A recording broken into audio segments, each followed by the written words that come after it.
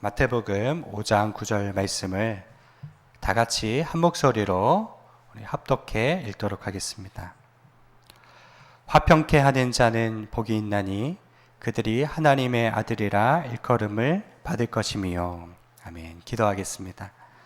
하나님 아버지, 오늘도 살아계신 하나님의 음성을 듣기 원하여 나왔습니다.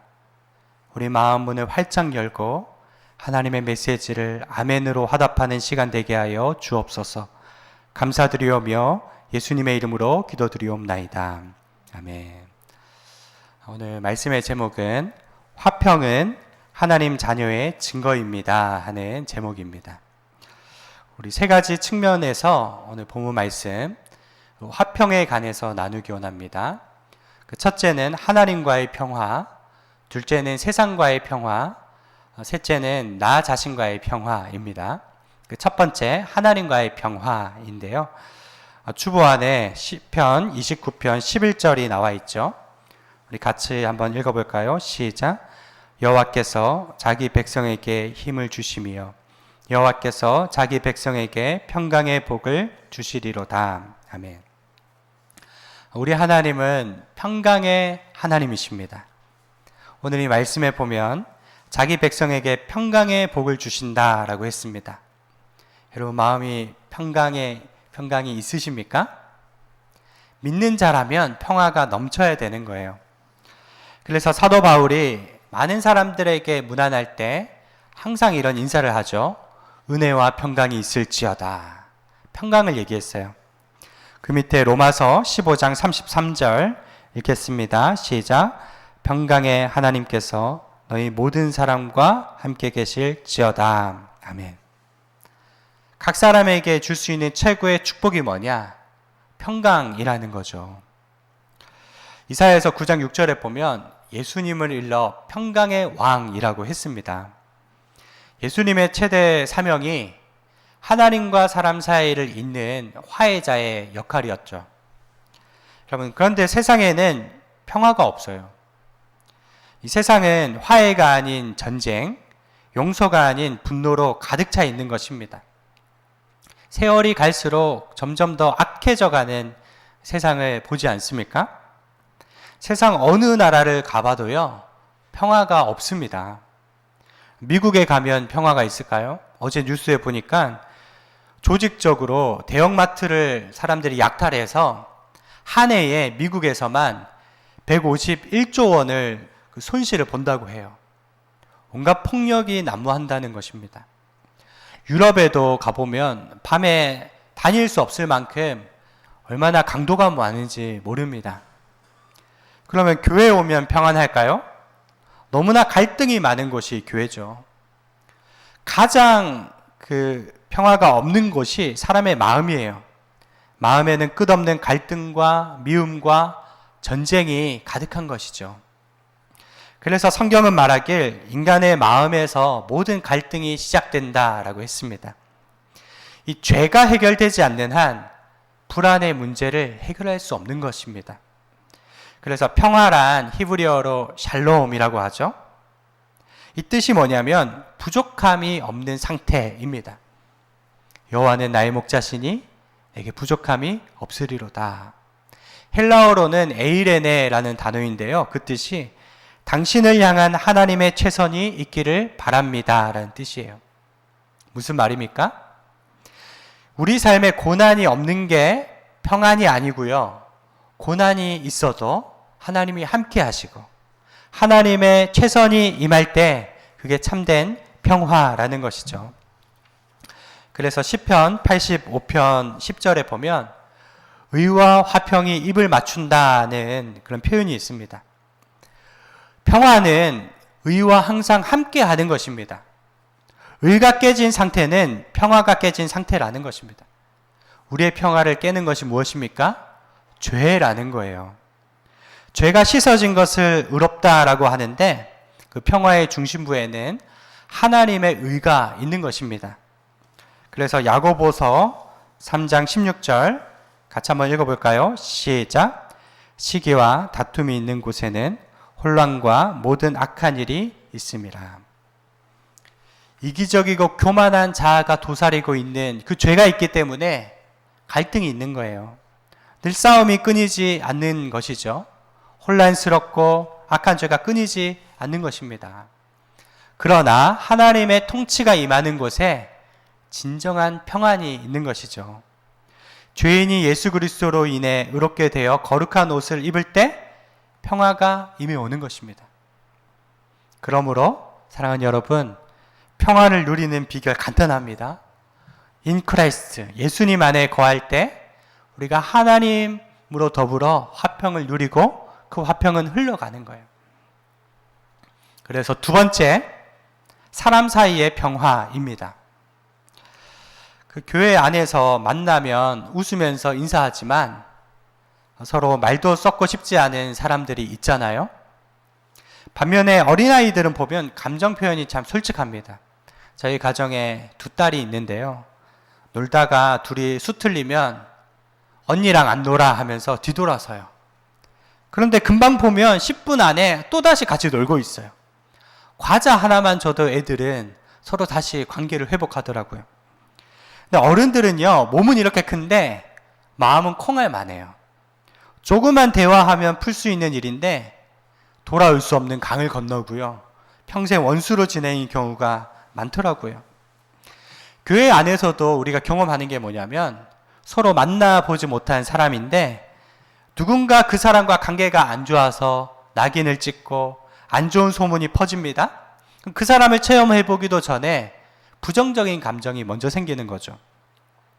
소문을 먼저 내는 사람이 주도권을 장악해버리고 가만히 있는 사람은 피해자가 되어서 얼굴도 못 들고 다니는 그런 경우가 있습니다.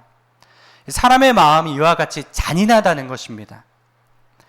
예수님께서 이러한 일이 얼마나 두렵고 무서운 일인지 말씀하세요. 예수님 뭐라고 하시죠? 지극히 작은 소자 한 사람을 실족해 하면 연자 맷돌을 목에 쥐고 차라리 바다에 빠지는 것이 낫다. 형제에게 미련한 놈이라고 하는 자 재판정에 갈 뿐 아니라 라가라고 나쁜 말을 하면 지옥불에 들어가게 되리라 말씀하시죠. 우리 주변에 흔하게 일어나는 갈등과 깨어짐에 관해서 무섭게 경고하시는 겁니다. 우리 안에 무자비함과 잔인한 성품에 관해서 교회를 깨는 일을 주님은 단호히 경고하시죠. 제가 지금 전도하고 있는 어르신 한 분이 있는데요. 그분이 어릴 때 미션 스쿨을 다녔고 또 젊었을 때 교회도 다닌 경험이 있습니다. 근데 교회 다니는 사람에게 상처를 받아서 뭐라고 하냐면 목사님, 나를 위해서 기도해 주지 마세요. 나한테 전도도 하지 마세요. 이렇게 얘기를 합니다. 자, 어떨 때 보면 예수 믿는 우리가 스스로 전도의 문을 막고 있는 것이 아닌가 되돌아보게 되죠. 교회 안에서 끼리끼리 다니고 분파 나눔이 있고 정말 이런 악한 모습에 관해서 예수님께서 단호히 말씀을 하시는 거죠. 오늘 말씀에 화평케 하는 자가 복이 있다 했는데 새 번역에는 이렇게 나와 있어요. 평화를 위해 일하는 사람들은 복이 있다. 우리는 험담하고 이간하고 소문내는 게 당연한 세상에 사는데요. 오히려 화해를 위해 애쓰는 사람이 복이 있다는 것입니다. 이것은 단순히 분열을 싫어하고 다투기를 싫어한다 하는 뜻을 그 차원을 넘어서는 의미예요. 아주 적극적으로 평화를 위해 희생하고 손해보고 헌신하라 하는 것입니다. 그런 면에서 화평케 하는 자는요, 방관하는 자도 아니고 고발자도 아니에요. 세상을 변화시키는 방식이 적극적으로 뛰어들어서 대가를 지불하며 병든 세상을 치유하는 것입니다. 그래서 초기 한국 교회에 그런 일이 있었어요. 대구 경북 지역에 콜레라가 돌아서 아예 그 지역 자체를 봉쇄시켜 버렸습니다. 예수 믿는 사람이 거기 들어가서 이 병든 사람들을, 죽어가는 사람들을 섬기는 것입니다. 뭐라고 하느냐? 우리는 죽음이 두렵지 않습니다. 죽으면 천국이잖아요. 그러면서 죽은 사람들 장례도 잘 치러주고 죽음을 두려워하지 않고 잘 돌봐주니까 세상 사람들이 감동을 받아서 많은 사람들이 교회에 나왔다 하는 그런 기록이 있어요. 그렇습니다. 우리는 평화를 위해 불쾌함, 손해, 고통, 인기 하락, 심지어 우리 목숨을 내놓는 일도 주저하지 않는 것입니다. No cross, no crown이라는 말이 있잖아요. 십자가 없이 면류관도 없는 거예요. 여러분, 세상을 치유하기 위해 우리가 기꺼이 자존심 상하는 일도 감내하고 손해보고, 여러분, 그러한 십자가를 질 때 하나님이 보고 계시고 반드시 30배, 60배, 100배의 결실을 맺게 하실 줄 믿습니다. 여러분, 하나님과의 평화를 이루십시오. 세상과의 평화를 이루는 성도님들 되시기를 바랍니다. 세 번째, 나 자신과의 평화입니다. 그러면 어떠한 사람이 화해자가 될 수 있는가? 그 질문을 할 수 있는데요. 어떤 사람은 자기가 화해자인 줄 알았는데 가는 데마다 트러블 메이커예요. 싸움을 일으키는 사람이 있습니다. 화해자는 어떤 사람이냐? 먼저 하나님과 화해를 이룬 사람입니다. 그는 마음이 깨끗하고 온유한 사람이죠. 하나님으로부터 깊은 평화를 경험한 사람이 다른 사람에게 그 평화를 흘러보낼 수 있다는 것입니다. 로마서 14장 27절 우리 주보 안에 함께 읽겠습니다. 시작. 평안을 너희에게 끼치노니 곧 나의 평안을 너희에게 주노라. 내가 너희에게 주는 것은 세상이 주는 것과 같지 아니하니라. 너희는 마음에 근심하지도 말고 두려워하지도 말라. 아멘. 여러분, 인정하세요. 내 안에는 평안이 없습니다. 예수님의 평안이 내 안에 차고 넘쳐야 흘러가는 것입니다. 누구를 화해케 하기 전에 먼저 1시간이건 2시간이건 하나님과 깊이 교제하시고 성령 충만한 가운데 사람 만나시기를 바랍니다. 신경과민으로 신경질 내는 사람은 화해자가 되기 어려워요. 화 잘 내는 사람도 어렵습니다. 공격적이고 비판적인 사람도 가는 곳곳마다 갈등만 부추기는 거죠. 화해자는 그 속에 간사함이 없고 교만함이 없고 하나님과 진정한 화해를 경험한 사람입니다. 제가 세월이 지나면서 느끼는 게 있습니다. 예전에는 저에게 상처 준 사람들만 좀 생각을 많이 나더라고요. 근데 제가 용서를 받아야 할 사람들 리스트가 막 생각이 나더라고요. 내가 희생자가 된 것 같은 그런 희생자 증후군이 있는 거예요. 그런데 세월이 좀 흐르고 그 신앙의 경륜이 쌓이니까 마음이 어떻게 변하냐면 도리어 내가 용서를 빌어야 할 사람이 너무 많더라고요. 누군가는 나 때문에 잠 못 자고, 누군가는 나 때문에 눈물 흘리고, 저로 인해 괴로워했을 사람도 있더라 하는 것입니다. 그러니까 회개의 깊이가 달라지는 것입니다. 그런 면에서 여러분, 화해자는 어떤 사람입니까? 죄와 깊은 절망 가운데 있는 사람에게 모조된 평안이 아니라 예수님의 평안을 나눠줄 수 있는 사람입니다. 예수님의 기쁨과 예수님의 평강의 복음으로 사랑하는 사람입니다. 말씀의 결론을 맺기 원합니다. 화해자는요, 그런 면에서 기도자예요. 기도 없는 화해가 없어요. 어떤 일을 결정할 때 여러분 1시간, 2시간 오랫동안 깊이 기도하고 그 일을 하시길 바랍니다. 충분히 기도하면 그리스도의 온유와 사랑으로 옷 입게 될 것이며 하늘의 능력으로 덧입게 될 줄 믿습니다. 오늘 말씀, 화평케 하는 자는 복이 있나니 그들이 하나님의 아들이라 일컬음을 얻을 것이요. 여러분, 하나님의 자녀가 되는 권세를 우리에게 주셨어요. 자녀는 부모를 닮게 돼 있잖아요. 첫째는 저를 좀 닮고 둘째는 우리 아내를 좀 닮은 것 같아요. 그런데 우리는 예수님의 DNA를 가지고 예수님을 닮은 자들로 아름답게 살아갈 줄 믿습니다. 여러분, 꼭 추천해 드리는 영화가 있어요. 메리 크리스마스라는 영화를 보시길 바랍니다. 그 1차 세계대전은 인류 역사 중에 가장 많은 사람이 죽고 가장 잔인한 전쟁이었습니다. 그때 실제로 일어난 일인데요. 그 1차 세계대전은 참호전이었습니다. 서로 전쟁을 하는데 그 구덩이를 깊이 파놓고 참호 안에 들어가서 총을 쏘고 방어하고 이제 전쟁을 하는 거죠.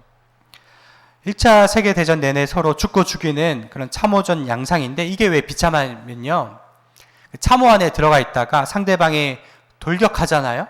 가만히 있는 게 아니라 막 총을 쏘기 때문에 시체가 그 구덩이 안에 산을 이루는 것입니다. 1914년에 프랑스와 독일이 서로 싸우고 있는 그런 지대였는데요, 스코틀랜드 군도 있었다고 합니다. 그렇게 서로 아주 지옥과 같은 상황에서 싸우는데 크리스마스 이브가 된 거예요. 그때 스코틀랜드의 유명한 악기 백파이프가 있잖아요. 어떤 한 군인이 그 전쟁 중에 백파이프로 저들 밖에 한밤중에 이 찬양을 연주한 거예요. 고요한 가운데 그 독일 참호에서 성악가 한 사람이 노래를 부르는 것입니다. 고요한 밤, 거룩한 밤. 다들 그걸 듣고 있는 거예요. 그 노래가 끝나니까 반대편인 프랑스 쪽에서 막 박수를 쳐요. 그러니까 독일군 참호에서 그 참호 위로 크리스마스 트리를 올려놓는 것입니다. 또 반대편에서도 트리를 올려놓았대요. 그리고 다 같이 그 어린 주 예수 늘 자리 없어 그 찬양을 각자 다른 언어로 부르면서 은혜를 받았던 것 같습니다. 그때 한 스코틀랜드 병사가 용기를 내서 참호 위로 올라가서 메리 크리스마스 이렇게 외쳤다는 것입니다.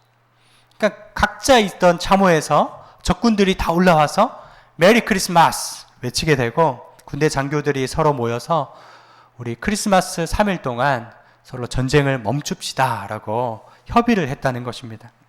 그래서 병사들이 한가운데 모여서 악수하고 끌어안고 심지어 축구도 같이 했다는 것입니다. 어디까지 갔느냐, 서로 죽어있는 동료들 그 시체를 같이 묻어두자라고 했습니다. 얼마 전까지 맹렬하게 총을 쏘으며 싸우던 그들이 그 찬양 하나로 한마음이 되어서 죽어있는 시체들을 수습하고 또 아름다운 시간들을 보내게 되었습니다. 이 일이 역사적으로 어떻게 드러나게 됐냐면요, 병사들이 각 집에 편지를 보낸 거예요. 어머니, 크리스마스의 기적이 일어났어요. 저는 독일 병사와 함께 밥을 먹고 있습니다. 지금 우리는 친구가 됐어요. 크리스마스에 함께 친구가 돼서 같이 노래하고 같이 축구하고 있어요. 이런 편지들이 집에 도착해서 이 일이 드러나게 되었던 거죠. 그렇게 3일이 지났는데요, 서로 총을 쏠 수 있었을까요? 차마 친구가 된 상대방을 향해 총을 못 쏘는 것입니다. 심지어 서로 어떤 정보를 공유하냐면요, 프랑스군 장교가 독일군 참호로 막 뛰어가서 지금 그쪽으로 폭격한답니다. 빨리 우리 쪽으로 넘어오세요. 독일군이 모두 다 프랑스 군으로 넘어가서 숨어 있고, 독일군이 또 그래요. 우리가 맞았으니까 당신네들 폭격받을 겁니다. 같이 가요. 그래서 또 저쪽에 숨어 있고, 누구도 서로 총을 쏘지 못했다 하는 것입니다. 나중에 이게 상부에 보고가 돼서요, 앉아서 배만 나온 장군들이 노발대발하며 서로 총을 쏘라고, 전쟁을 재개하라고 해도 누구 하나 전쟁을 다시 일으키지 못했다 하는 사실입니다. 여러분, 피 튀기는 전쟁 중에 어떻게 그들이 하나가 된 거죠? 여러분, 죽음의 전쟁터가 바로 하나님을 향한 찬양 하나로 여러분 하나가 된 것입니다. 여러분, 우리가 서로 생각해 보면 싸울 이유가 참 많습니다. 왜 싸우죠? 깊이 들어가 보면 자기 이기심과 욕심 때문에, 교만 때문에 싸우는 거죠. 교회의 많은 갈등 요인이 돈 문제와 기득권 문제 아니겠습니까? 여러분, 나중에 주님 앞에 가면 얼마나 책망받을지 모릅니다. 저는 처음 전도사가 되어서 그런 좀 결정을 내렸어요. 교회 사역을 하다가 누군가 나를 오해하고 좀 모함한다면 그때 예수님을 생각하며 고난을 다 받아야 되겠다, 이런 생각을 했습니다. 정말 사역을 하다 보니까 억울한 때가 있더라고요. 눈물 흘릴 때도 있지만 그때 침묵하고 예수님 생각하면서 잘 인내했더니 제가 정말 간증이에요. 하나님이 다 갚아주시고 그 눈물이 변하여 찬송이 되게 하시더라고요. 사랑하는 성도 여러분, 이 크리스마스의 기적처럼 우리가 함께 모여 찬양하고 서로 이해하기 시작한다면 하나님이 상대방의 허물을 보게 하기보다 자기를 돌아보게 하시고 회개하게 하시고 정결케 하실 줄 믿습니다. 여러분, 이것이 화평케 하는 자입니다. 세상은 거짓의 영이에요. 저 사람 이상한 사람이야. 상종도 하지 마. 절대 마음의 응어리 풀지 말라고 이야기합니다. 여러분, 그러나 내가 먼저 가서 손 내밀어 주고 원수된 사람들 하나가 되게 한다면, 형제 자매라고 서로 불러줄 수 있는 관계를 만든다면 바로 성령의 하나 되심이 우리 교회 가운데 있게 되기를 소망합니다. 그리하여 그리스도의 화평을 전하는 하나님의 자녀들 되시기를 주님의 이름으로 축원드립니다. 기도하겠습니다. 하나님 아버지, 저희들에게 화해자의 겸손, 화해자의 온유, 화해자의 능력을 허락하여 주시옵소서. 그래야 적극적으로 세상을 변화시키는 하나님의 자녀라 일컬음을 받는 그리스도인들 다 되게 하여 주시옵소서. 감사드리오며 예수님의 이름으로 기도드리옵나이다.